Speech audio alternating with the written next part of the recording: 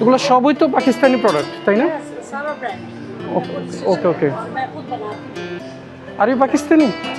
Okay okay, got it got it. Thank you. আসসালামু আলাইকুম। How are you? I'm good. How are you? I am also fine. Where are you from?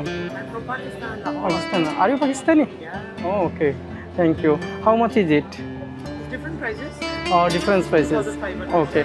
Starting from 2,500 to up to 10,000. These are all handy bags. Okay, okay, okay. Okay, okay, okay, okay. এই যে ladies ব্যাগগুলো দেখা যাচ্ছে, very unique আসলে। Okay okay okay okay okay. How much is ইট?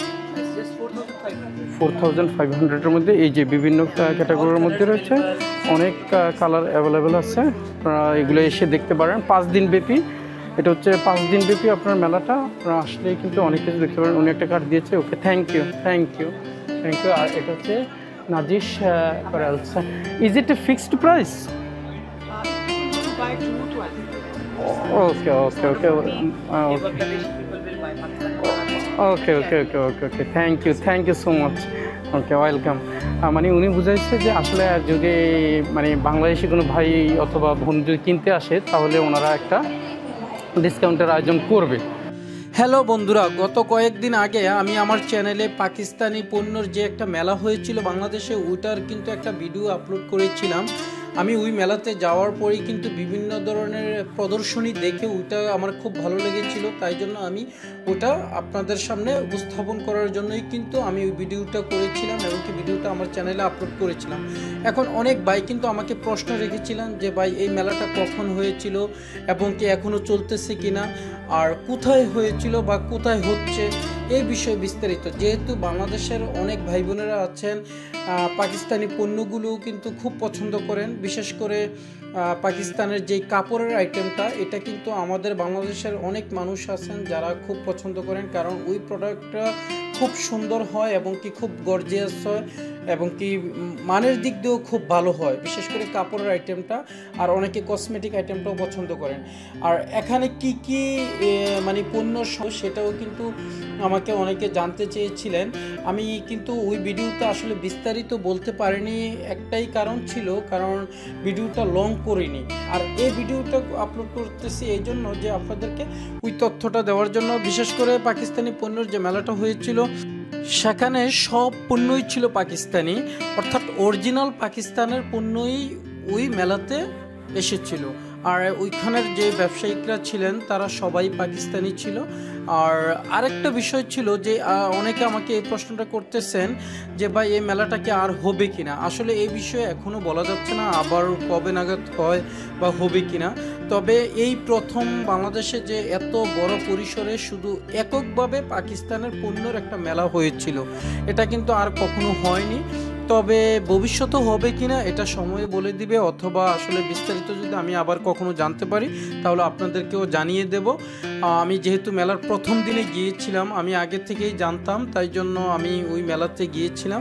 আর ওই জায়গায় গিয়ে কি দেখলাম, বিশেষ করে আমি ওই ভিডিওতে আপনাদেরকে মোটামুটি দেখিয়েছিলাম যে এখানে কাপড়ের আইটেম থেকে শুরু করে আপনার খাবারের যে একটা ওনাদের ব্যবস্থা করা হয়েছিল, অর্থাৎ ওনাদের যে খাবারের যে মেনুগুলো ছিল পাকিস্তানের, মোটামুটি কয়েকটা মেনু আমি দেখিয়েছিলাম। ওনারা কিন্তু ওই জায়গায় এটা একটা আয়োজন করেছিল। আর একটা হচ্ছিল আপনার মিউজিক্যাল যে একটা মানে অ্যারেঞ্জমেন্ট করা মিউজিক্যাল একটা অনুষ্ঠান, ওইটা কিন্তু ওনারা করেছিল। ওই অনুষ্ঠানটাতেও কিন্তু ওনারা বিভিন্ন ধরনের পাকিস্তানের মানে গানের একটা আসর করেছিলেন।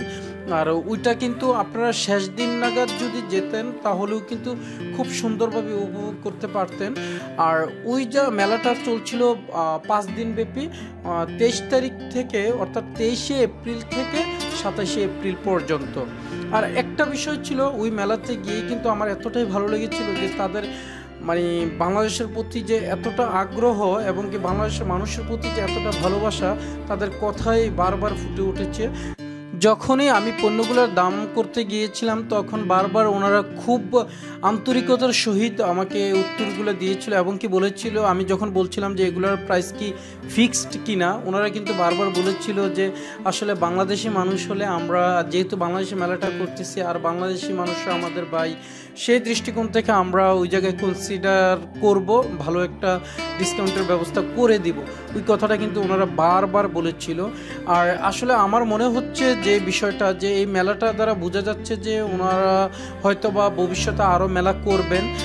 যেহেতু একবার মেলা হয়েছে, তার মানে ভবিষ্যতে আরও মেলা হওয়ার সম্ভাবনা রয়েছে। বন্ধুরা, আমি এই ধরনের কোনো তথ্য পেলে, যেহেতু আমার চ্যানেলটা ট্রাভেল রিলেটেড, তারপরেও বৈদেশিক কোনো ধরনের কোনো কিছু যদি অনুষ্ঠান যদি বাংলাদেশে হয়, আমি চেষ্টা করব আমার চ্যানেলে এগুলো আপলোড করার জন্য এবং কি আপনাদেরকে দেখানোর জন্য।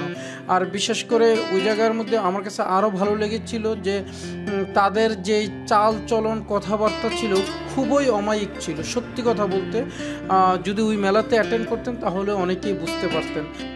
আর একটা বিষয় আমি বলতে ভুলে গিয়েছিলাম বন্ধুরা, আপনারা অনেকে বলছিলেন যে মেলাটা কোথায় চলছিল বা চলছে। মেলাটা আসলে চলছিল আপনার গুলশান 1-এ পুলিশ প্লাজার পাশে, অর্থাৎ ঢাকা শুটিং ক্লাব যেটা, অর্থাৎ হাতিরঝিলের পাশে যে পুলিশ প্লাজা ভবনটা রয়েছে, এটার পাশেই আপনার মেলাটা হয়েছিল। আর ওই মেলাটা হয়েছিল সকাল 11টা থেকে রাত্র 11টা পর্যন্ত। আমি এই বিষয়গুলো বলার জন্য, যেহেতু আমাকে অনেকে বারবার বলতেছেন যে ভাই মেলাটা কখন হয়েছে বা হচ্ছে কিনা, না ভাই এখন তো শেষ হয়ে গিয়েছে, তাই জন্য আমি চিন্তা করলাম যে তারপরেও ওনাদেরকে বলে দিই, যেহেতু অনেকে প্রশ্ন বারবার করতেছে। আসলে মেলাটা শেষ হয়ে গিয়েছে, আর মেলাটা শেষ হলো মাত্র 2 দিন হয়, আর ভবিষ্যতে কখন হয় এটা সময় বলে দিবে। ওকে বন্ধুরা, ভালো থাকবেন। পরবর্তীতে আবারও কথা হবে আপনাদের সাথে অন্য কোনো ভিডিওতে, অন্য কোনো বিষয় নিয়ে। আল্লাহ হাফেজ।